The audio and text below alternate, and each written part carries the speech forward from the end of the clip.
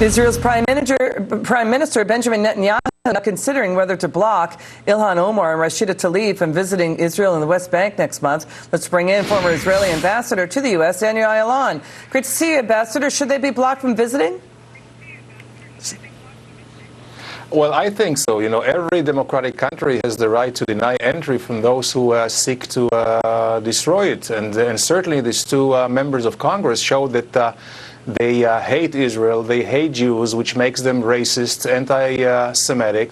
And certainly we should not play to their provocation.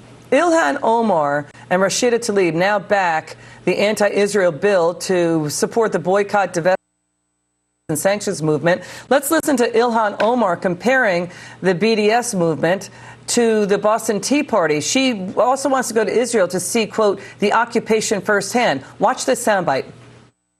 It recognizes the proud history of boycott movements in this country dating back to the Boston Tea Party. But New York Republican Lee Zeldin didn't like what Omar said. Watch this. As my colleague who just spoke used the frequent use of the words honestly and honest, let's just get to a lot of what's left out. Hamas uses women and children as human shields. They declare jihad as an obligation. They deny humanitarian aid to their own people. They deny human rights, launching rockets from Gaza into Israel, killing innocent civilians. And that, sir, that BDS movement has not distanced itself from Hamas. Your reaction to all of this?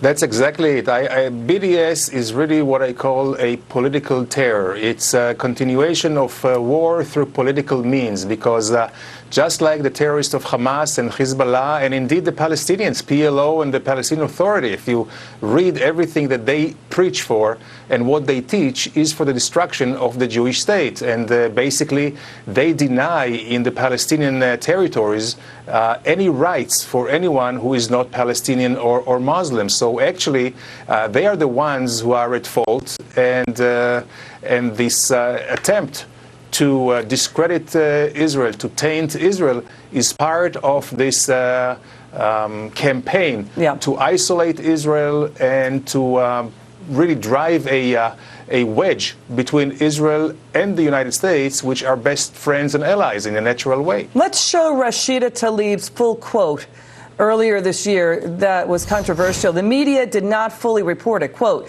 and there's a kind of a calming feeling, I always tell folks, when I think of the Holocaust and the tragedy of the Holocaust and the fact that it was my ancestors, Palestinians, who lost their land. Some lost their lives, their livelihood, their human dignity. Their existence in many ways have been wiped out. Some people's passports. I mean, just all of it was in the name of trying to create a safe haven for Jews post the Holocaust. You know, Rashida Tlaib also said in celebrating the Holocaust, there are so many things wrong with this statement, Ambassador. I believe during the Holocaust, the Palestinian Arabs did not support the Jews. In fact, many of them were allied with allies with Hitler. Your reaction to that?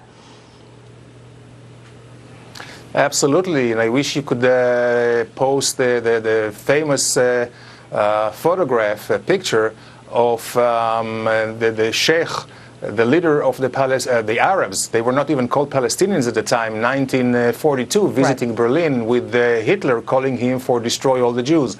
So actually they are the ones who incite, they are the ones who try to rewrite history. I would say that if they really wanted to come to Yad Vashem, the memorial for the Jewish Holocaust, then we would be able to welcome them in Israel. It's an interesting point. Ambassador Ayalon, thank you so much. Really appreciate having you on. Thank Coming you. up, 4 out of 10 House Democrats